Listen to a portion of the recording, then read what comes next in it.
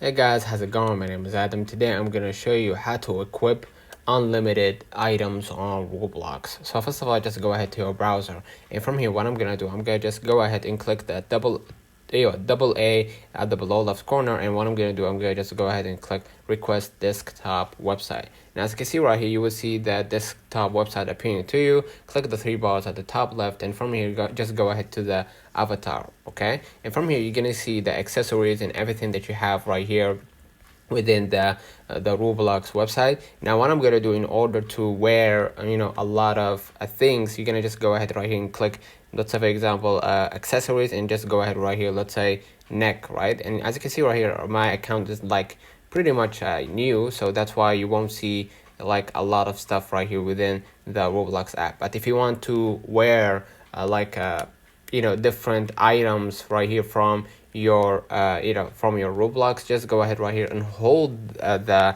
thing that you want to wear, and just copy the link, right? And after copying the link, you gotta just see right here, if I clicked right here the Roblox website, just paste the link, and you're gonna see right here a number, right? That number is the ID for that item, right? And which allows me to wear this wear this cap. So what I'm gonna do, you're gonna see right here the advanced, right? If you are using the app, or if you are using the website or PC, just click the advanced right here, and basically add the asset ID right here. And as you can see, I'm gonna just hit save, and basically hit save right here.